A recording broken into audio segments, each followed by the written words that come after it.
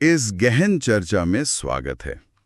आज का जो विषय है ना वो इतिहास के पन्नों में दर्ज तो है, लेकिन आज भी अपने अंदर अनगिनत रहस्य समेटे हुए हैं। बिल्कुल। और आज हम बात कर रहे हैं भारतीय उपमहाद्वीप की प्रथम नगरीय क्रांति की, जिसे दुनिया सिंधु घाटी सभ्यता या हड़प्पा सभ्यता के नाम से जानती है। सही कहा। तो आज का हमारा मुख्य उद्देश्य हमारे सामने रखे इन ऐतिहासिक दस्तावेजों, रिसर्च पेपर्स और कुछ बहुत ही दिलचस्प नोट्स का विश्लेषण करना है। जी, ताकि हम ये समझ सकें कि हजारों साल पहले बसाया गया ये समाज आखिर कितना व्यवस्थित और आधुनिक था। अक्सर जब हम हजारों साल पुराने प्राचीन काल के बारे में पढ़ते हैं तो हमारे दिमाग में ना एक बहुत ही अविकसित सी तस्वीर उभरती है। ऐसा लगता है कि लोग बस शिकार कर रहे होंगे या गुफाओं में रह रहे होंगे। हाँ, ये एक बहुत ही आम धारणा है। लेकिन आज के हमारे स्रोत उस तस्वीर को पूरी तरह से बदलने वाले हैं। ये नोट्स बताते हैं कि ये सभ्यता अपने समय में मिस्र की नील नदी की सभ्यता, और मेसोपोटामिया की सभ्यता जो टिग्रिस और यूफ्रेटिस नदियों के तट पर थी। बिल्कुल, और चीन की होंगहो नदी घाटी की सभ्यता के बिल्कुल समकालीन थी। मतलब ये सब एक ही दौर में चल रही थी। लेकिन इसका जो नगरीय ढांचा है ना, वो आज भी आधुनिक अर्बन प्लानर्स को हैरान कर देता है। एकदम सही कह रहे हैं आप। और सबसे दिलचस्प बात जो इन दस्तावेजों से निकल कर आ रही है वो ये है कि इतने विशाल साम्राज्य में कोई बहुत बड़े मंदिर या महल नहीं मिले हैं। हाँ, ये अपने आप में एक बहुत बड़ा रहस्य है जिस पर हम आगे बात करेंगे। बिल्कुल, और यही वो बात है जो इस विषय को इतना खास बनाती है। अगर हम इन ऐतिहासिक दस्तावेजों का गहराई से अध्ययन करें तो ये स्पष्ट होता है कि हम केवल कुछ पुरानी बस्तियों या झोपड़ियों के समूह की बात नहीं कर रहे हैं। जी। नोट्स में एक शब्द इस्तेमाल हुआ है, आद्य ऐतिहासिक काल यानी प्रोटो हिस्टोरिक पीरियड। श्रोताओं के लिए इसे थोड़ा आसान भाषा में समझना जरूरी है। इसका मतलब है कि इस सभ्यता के लोगों को लिखना पढ़ना आता था। उनकी अपनी एक लिपि थी। हाँ, उनकी अपनी लिपि थी, लेकिन विडंबना ये है कि हम आज तक उस लिपि को पढ़ नहीं पाए हैं। इसके अलावा ये एक कांस्य युगीन यानी ब्रॉन्ज एज की सभ्यता थी। मतलब उन्होंने तांबे और टिन को मिलाकर कांसा बनाना सीख लिया था। बिल्कुल, लेकिन एक कांस्य युगीन सभ्यता होने के बावजूद इसके अवशेषों में जो नगर नियोजन, जो तकनीक और जो एक बहुत ही सलीके से चलने वाली सामाजिक व्यवस्था हमें देखने को मिलती है, वो हमें उस दौर की मानवीय बुद्धिमत्ता के एक बहुत ही व्यापक संदर्भ से जोड़ती है। चलिए इसे थोड़ा विस्तार से समझते हैं, क्योंकि जब हम इसकी खोज की कहानी पढ़ते हैं तो वो किसी सस्पेंस थ्रिलर से कम नहीं लगती। हाँ, वो तो है। इन दस्तावेजों के अनुसार 20वीं सदी की शुरुआत तक दुनिया को पता ही नहीं था कि भारत में इतनी पुरानी कोई सभ्यता थी भी। फिर 1921 में भारतीय पुरातत्व सर्वेक्षण के अध्यक्ष जॉन मार्शल के निर्देशन में दयाराम साहनी ने हड़प्पा नाम के स्थल की खोज की। और जब वहां खुदाई शुरू हुई तो जमीन के नीचे से पूरा का पूरा एक सुनियोजित शहर निकलने लगा। बिल्कुल, और कहानी यही नहीं रुकी। ठीक अगले ही साल 1922 में रखालदास बनर्जी ने सिंधु नदी के दाहिने किनारे पर एक और विशाल शहर खोज निकाला। इस जगह का नाम था मोहनजोदड़ो, जिसका शाब्दिक अर्थ मृतकों का टीला बताया गया है।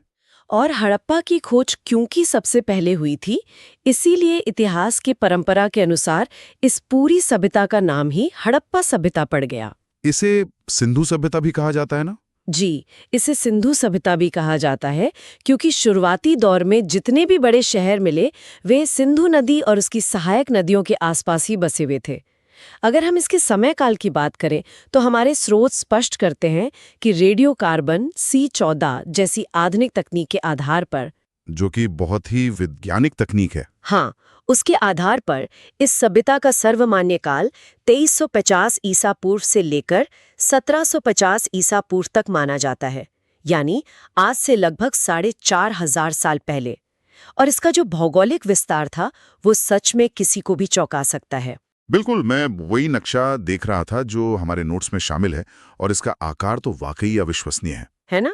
हाँ, मतलब ये कोई छोटी मोटी बस्ती नहीं थी, बल्कि लगभग 12,99,600 वर्ग किलोमीटर के एक विशाल क्षेत्र में फैली हुई थी। मतलब करीब 13 लाख वर्ग किलोमीटर। हाँ, अगर हम आज के हिसाब से देखें तो ये उत्तर में कश्मीर के मांडा से लेकर दक्षिण में महाराष्ट्र के देमाबाद तक फैली थी, और पश्चिम में बलूचिस्तान के सुतका गेंडोर से लेकर पूर्व में उत्तर प्रदेश के आलमगीरपुर तक इसका विस्तार था। ये बहुत बड़ा भूभाग है। मुझे तो ये सोचकर ही हैरानी होती है कि हजारों साल पहले, जब कोई इंटरनेट नहीं था, कोई टेलीफोन या पक्की सड़कें नहीं थीं, तब इतने बड़े भूभाग पर एक जैसी ईंटें, एक जैसे बर्तन और एक जैसी शहरी व्यवस्था कैसे कायम रही होगी। यही तो इस सभ्यता की सबसे बड़ी खूबी है। ये विशालता हमें ये सोचने पर मजबूर करती है कि उनका प्रशासनिक और व्यापारिक नेटवर्क कितना मजबूत रहा होगा। आज के भारत, पाकिस्तान और अफगानिस्तान तक इसके अवशेष फैले हुए हैं। जी। हमारे क्विक डाइजेस्ट के नोट्स एक बहुत ही दिलचस्प तथ्य ये भी बताते हैं कि आज के समय में देखें तो स्वतंत्रता के बाद भारत में सबसे अधिक हड़प्पा स्थल गुजरात राज्य में ही खोजे गए हैं। अच्छा, गुजरात में? हाँ, ये दिखाता है कि व्यापार और समुद्री तटों का उनके जीवन में कितना बड़ा रोल था। यहाँ बात और भी दिलचस्प हो जाती है जब हम इन अलग अलग शहरों के अंदर झांकते हैं और वहां से मिले हैरान करने वाले साक्ष्यों को देखते हैं। ऐसा लगता है जैसे हर शहर का अपना एक अलग कैरेक्टर था। बिल्कुल, हर शहर की अपनी एक खासियत थी। जैसे सबसे पहले हड़प्पा को ही ले लीजिए, जो रावी नदी के बाएं तट पर बसा था। हमारे नोट्स बताते हैं कि यहाँ से एक बहुत बड़ा अन्नागार यानी ग्रेनरी मिली है। अन्नागार का मतलब है कि वो लोग सिर्फ अपने खाने भर का अनाज नहीं उगा रहे थे। बिल्कुल, बल्कि उनके पास सरप्लस अनाज होता था जिसे वे स्टोर करते थे। इसके अलावा मोहरों पर एक सींग वाला पशु, जिसे हम यूनिकॉर्न कहते हैं, उसका चित्र मिला है। साथ ही कांसे की इक्का गाड़ी और R37, जिसे B37 भी कहा गया है, नाम का एक कब्रिस्तान मिला है। अन्नागार का मिलना अर्थशास्त्र के नजरिए से बहुत बड़ी बात है। जब समाज में अनाज जरूरत से ज्यादा पैदा होता है, तभी कुछ लोग खेती छोड़कर अन्य काम कर सकते हैं, जैसे व्यापार या शिल्पकारी। हाँ, व्यापार, शिल्पकारी या प्रशासन। और फिर अगर हम मोहनजोदाड़ो की बात करें तो वहां के साक्ष्य और भी अद्भुत हैं। वहां एक विशाल स्नानागार यानी ग्रेट बाथ मिला है। अब ये कोई आम स्विमिंग पूल तो था नहीं? नहीं, बिल्कुल नहीं। इसकी बनावट और इसके आसपास के कमरों को देखकर लगता है कि यह संभवतः किसी सार्वजनिक या धार्मिक अनुष्ठान के लिए इस्तेमाल होता होगा। वहां भी एक विशाल अन्नागार मिला है। सूती वस्त्र के साक्ष्य मिलना ये साबित करता है कि वे कपास उगाना और कपड़े बुनना जानते थे। और शायद वही कपड़ा वे एक्सपोर्ट भी करते होंगे। बहुत संभव है। इसके अलावा वहां से पशुपति की मोहर और एक बहुत ही प्रसिद्ध कांसे की नर्तकी की मूर्ति भी मिली है। और मोहनजोदड़ो के उसी स्नानागार के बारे में दस्तावेजों में एक और तथ्य है जिसने मेरा ध्यान खींचा। उस स्नानागार के पूर्व में एक स्तूप स्थित है जो बहुत बाद में कुषाण काल में बना था। हाँ, ये बहुत ही रोचक पॉइंट है। और वहां कुम्हारों के भट्टों के अवशेष भी मिले हैं। ये दिखाता है कि इतिहास कैसे परतों में बसा होता है। एक ही जमीन पर अलग अलग दौर की कहानियां एक के ऊपर एक टिकी हैं। खैर, अगर हम आगे बढ़ें तो चन्हूदड़ो शहर का जिक्र आता है, जिसकी खोज 1931 में NG मजूमदार ने की थी। जी। नोट्स पढ़ने के बाद तो मुझे लगा कि ये शहर उस समय का फैशन हब रहा होगा। फैशन हब, ये तो बहुत ही दिलचस्प तरीका है इसे देखने का। पर ऐसा क्यों? क्योंकि वहां से मन के बनाने का कारखाना मिला है, और तो और सौंदर्य प्रसाधन की सामग्री और लिपस्टिक के साक्ष्य भी प्राप्त हुए हैं। अरे वाह, मतलब सीरीसी 2500 ईसा पूर्व में लिपस्टिक। हम अक्सर सोचते हैं कि प्राचीन लोग बस किसी तरह अपना जीवन काट रहे थे, लेकिन वे तो प्रॉपर सच संवर रहे थे। बिल्कुल, उनकी अपनी एक लाइफस्टाइल थी। और चन्हूदड़ों से ही एक और साक्ष्य मिला है जो शायद पूरी सभ्यता का सबसे सजीव और प्यारा साक्ष्य है। एक कच्ची ईंट पर बिल्ली का पीछा करते हुए कुत्ते के पंजों के निशान मिले हैं। हाँ, ये तो बहुत ही खूबसूरत है। जरा कल्पना कीजिए, हजारों साल पहले किसी आम दिन एक कुम्हार ने ईंट सूखने के लिए रखी होगी और तभी एक बिल्ली वहां से गुजरी और उसके पीछे एक कुत्ता भागा। वो चंद सेकंड का पल उस ईंट पर हमेशा के लिए अमर हो गया। ये सचमुच अतीत का एक बहुत ही जीवंत चित्र है। इतिहास सिर्फ बड़ी बड़ी इमारतों का नहीं होता, बल्कि ऐसे छोटे छोटे पलों का भी होता है। अब अगर हम उनके व्यापार की ओर रुख करें तो लोथल का जिक्र करना जरूरी है, जो गुजरात में है। जी। 1955 से 63 के बीच रंगनाथ राव द्वारा भोगवा नदी के किनारे खोजा गया ये शहर एक प्रमुख बंदरगाह या डॉकयार्ड था। यहाँ से जहाज आते जाते थे। हाँ, नोट्स में लिखा है यहाँ से हाथी दांत का पैमाना यानी स्केल मिला है। बिल्कुल, जो बताता है कि नापतौल की उनकी व्यवस्था कितनी सटीक थी। इसके अलावा चावल के दाने, एक खिलौना नाव और युग्म शवाधान यानी डबल बरियल के साक्ष्य मिले हैं, जहां 2 लोगों को एक साथ दफनाया गया था। खिलौना नाव का मिलना ये बताता है कि बच्चे रोजमर्रा की जिंदगी में जो देखते थे उसी के खिलौने बनाते थे। बिल्कुल। और राजस्थान में अमलानंद घोष द्वारा 1953 में खोजा गया कालीबंगा भी बहुत महत्वपूर्ण है। इसका शाब्दिक अर्थ ही होता है काले रंग की चूड़ियां। जी। मुझे जो चीज सबसे ज्यादा हैरान कर गई वो थी यहां मिले जुते हुए खेत के साक्ष्य। मतलब उनके पास कृषि की उन्नत तकनीक थी। इसके अलावा नक्काशीदार ईंटें और अग्नि वेदिकाएं भी यहां मिली हैं। और पंजाब में सतलज नदी के किनारे यज्ञदत्त शर्मा द्वारा खोजे गए रोपड़ शहर में तो इंसान के साथ कुत्ते को दफनाने के साक्ष्य मिले हैं, जो शायद इंसानों और जानवरों के बीच के गहरे लगाव को दिखाता है। बिल्कुल। इसके अलावा भी कई और महत्वपूर्ण शहर हैं जिनका जिक्र हमारे दस्तावेज करते हैं, जैसे रंगपुर, जहां से धान की भूसी और घोड़े की मृणमूर्ति मिली है। कोटदीजी भी है। हाँ, कोटदीजी है। और हरियाणा के बनावली में तो मिट्टी से बना हल्का खिलौना और जौ के साक्ष्य मिले हैं। इन सारी खोजों को अगर हम एक साथ रखकर देखें तो ये साफ हो जाता है कि ये समाज कृषि, शिल्प, व्यापार और निर्माण हर क्षेत्र में अपनी समकालीन सभ्यताओं से बहुत आगे था। अब अगर हम इस समाज के सामाजिक और दैनिक जीवन पर नजर डालें तो हमारे दस्तावेज एक बहुत ही समृद्ध तस्वीर पेश करते हैं। इन लोगों का जीवन बहुत ही सुविधापूर्ण था। ये समाज मुख्य था भूमध्य सागरीय और द्रविड़ मूल के लोगों का था। जी। और इनका समाज 4 अलग-अलग वर्गों में बटा हुआ था। विद्वान या पुरोहित वर्ग, योद्धा, व्यापारी और श्रमिक वर्ग। इससे पता चलता है कि समाज में काम का बंटवारा बहुत ही स्पष्ट था। यहाँ सबसे हैरान करने वाली बात यह है कि इतनी पुरानी सभ्यता होने के बावजूद समाज का ढांचा कितना अलग और प्रगतिशील प्रतीत होता है।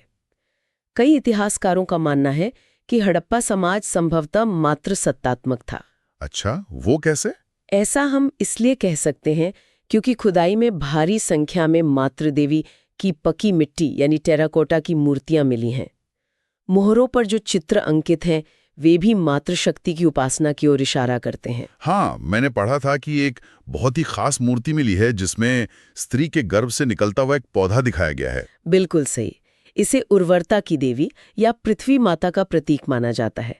यह दिखाता है कि उस समाज में स्त्रियों और जनन क्षमता का कितना सम्मान था। और उनके रहन सहन और शौक की बात करें तो वो भी कम दिलचस्प नहीं है। स्त्री और पुरुष दोनों को ही सजने संवरने का बहुत शौक था। हाँ, वो तो हमने चन्हूदड़ों वाले लिपस्टिक के साक्ष्य से देख ही लिया। बिल्कुल। वे सोने, हाथी दांत और सीपियों के आभूषण पहनते थे। और हाँ, हमारे नोट्स में स्पष्ट लिखा है कि भारत में चांदी की उपलब्धता के सबसे प्राचीन साक्ष्य इसी हड़प्पा संस्कृति से मिलते हैं। मतलब चांदी का इस्तेमाल वे खूब कर रहे थे। हाँ, कला की बात करें तो मिट्टी के बर्तनों पर सामान्यतः लाल रंग का प्रयोग किया जाता था। भोजन में वे लोग शाकाहारी और मांसाहारी दोनों तरह के आहार लेते थे। गेहूं, जौ, तिल और दालें उनका मुख्य भोजन थी। और मछली पकड़ना और शिकार करना उनका रोजमर्रा का शौगल था। और मनोरंजन के लिए वे शतरंज जैसा कोई खेल भी खेलते थे। सोचिए, शतरंज जैसा दिमागी खेल। ये सच में उनके बौद्धिक स्तर को दर्शाता है। तो इस सब का असल मतलब क्या है? जब हम किसी प्राचीन सभ्यता के बारे में पढ़ते हैं तो सबसे पहला सवाल यही आता है कि उनका धर्म क्या था, वे किसकी पूजा करते थे, उनके मंदिर कितने भव्य थे। जी। लेकिन हमारे दस्तावेज एक ऐसा तथ्य सामने रखते हैं जिसे पढ़कर मैं सच में चौंक गया। इतनी बड़ी सभ्यता, 13 लाख वर्ग किलोमीटर का फैलाव, लेकिन पूरी सिंधु घाटी सभ्यता में किसी भी मंदिर के साक्ष्य या अवशेष नहीं मिले हैं। एक भी मंदिर नहीं। ये सच में इस पूरी चर्चा का एक बहुत ही महत्वपूर्ण और गहरा बिंदु है। देखिए, मंदिर न होने का मतलब ये बिल्कुल नहीं है कि वे लोग किसी भी तरह की आस्था नहीं रखते थे। हाँ, वो तो है। धार्मिक कर्मकांड मौजूद थे, लेकिन उनकी आस्था भव्य इमारतों की बजाय प्रकृति और प्रतीकों के इर्द गिर्द ज्यादा घूमती थी। मोहनजोदड़ो से जो एक मुहर मिली है उस पर पशुपति शिव की आकृति उत्कीर्ण है। जी, नोट्स में उसकी काफी डिटेल दी गई है। हाँ, अगर हम उस मोहर को ध्यान से देखें तो उस आकृति के दाईं ओर एक चीता और एक हाथी है, बाईं ओर एक गैंडा और एक भैंसा है और नीचे 2 हिरण बैठे हुए हैं। इसे आद्य शिव या शिव के शुरुआती रूप से जोड़कर देखा जाता है ना? बिल्कुल। कुबड़ वाला बैल और सींग वाले पशु को भी वो लोग बहुत पवित्र मानते थे। हाँ, और कई ऐसे प्रतीक जो आज भी हमारे रोजमर्रा के धार्मिक जीवन का हिस्सा हैं, जैसे स्वास्तिक, चक्र और क्रॉस। नोट्स बताते हैं कि ये सब इसी हड़प्पा सभ्यता की देन माने जाते हैं। एकदम सही। ऐसा लगता है कि लोग प्रकृति से बहुत गहराई से जुड़े हुए थे। हालांकि वे जादू टोना और अंधविश्वास में भी मानते थे, क्योंकि खुदाई में बड़ी संख्या में तावीज भी मिले हैं। लिंग पूजा भी उस समय काफी प्रचलित थी। बिल्कुल। और कालीबंगा से तो बाकायदा अग्नि वेदिकाएं या हवन कुंड मिले हैं, जो किसी न किसी प्रकार के अग्नि अनुष्ठान की तरफ इशारा करते हैं। और अगर हम जीवन के अंतिम सत्य यानी मृत्यु और अंतिम संस्कार की बात करें तो मृतकों के संस्कार के लिए 3 विधियां मुख्य रूप से अपनाई जाती थीं: पूर्ण समाधिकरण, आंशिक समाधिकरण और दाह संस्कार। इनमें पूर्ण समाधिकरण यानी शव को पूरी तरह जमीन में दफनाने की विधि ही सबसे अधिक प्रचलित थी, जिसके साक्ष्य हमें हड़प्पा और मोहनजोदड़ो में मिले हैं। ये सारी जानकारी वाकई सोचने पर मजबूर कर देती है। अगर हम इसे व्यापक संदर्भ में देखें तो आज की इस तेजतरार दुनिया में, जहां हम smart cities, urban planning, drainage system और ग्लोबल ट्रेड की बात करते हैं, वहीं हजारों साल पहले हमारे ही उपमहाद्वीप में एक ऐसी सभ्यता फल फूल रही थी जिसके पास पक्की ईंटों के शानदार घर थे, ढकी हुई और बेहतरीन जल निकासी व्यवस्था थी। बिल्कुल, लोथल जैसे अंतर्राष्ट्रीय बंदरगाह थे और शतरंज जैसे खेल थे। ये सब हमें ये सिखाता है कि इतिहास केवल गुजरा हुआ कल या किताबों में रटने वाली तारीखें नहीं हैं। ये इंसानी विकास की एक चक्रीय प्रक्रिया है। सही बात है। जो अर्बन प्लानिंग हम आज हासिल करने की कोशिश कर रहे हैं, उसके सबसे बेहतरीन उदाहरण हजारों साल पहले इसी जमीन पर मौजूद थे। ये सच में आंखें खोलने वाला है। आज की इस गहरी चर्चा से ये तो साफ हो गया है कि हड़प्पा सभ्यता के लोग अपने समय से कितने आगे थे। श्रोताओं के लिए इस चर्चा को समाप्त करने से पहले मैं एक विचार छोड़ के जाना चाहता हूं, जो मुझे इन दस्तावेजों को पढ़ते हुए लगातार परेशान कर रहा था। जी बताइए। सोचकर देखिए, लगभग 13 लाख वर्ग किलोमीटर में फैला हुआ एक ऐसा विशाल साम्राज्य, जहां ना तो कोई भव्य मंदिर मिले हैं जो धर्म के नाम पर लोगों को डरा कर रख सकें, और ना ही राजाओं के विशाल महल मिले हैं जो तानाशाही या राजशाही ताकत का प्रतीक हों। हाँ, ये एक बहुत ही अहम पॉइंट है। तो बिना किसी बड़े धार्मिक डर या दमनकारी राजशाही ताकत के इतने बड़े इलाके में एक जैसी शानदार शहरी व्यवस्था, एक जैसे नापतोल के पैमाने और इतनी शांति कैसे कायम रही होगी? ये एक ऐसा सवाल है जो आज के हमारे राजनीतिक और सामाजिक ढांचों को भी चुनौती देता है। बिना किसी डर और तानाशाही के एक समाज इतने शांतिपूर्ण और व्यवस्थित तरीके से कैसे चल सकता है? इस पर जरूर विचार कीजिएगा। इस गहन चर्चा में हमारे साथ जुड़ने के लिए शुक्रिया।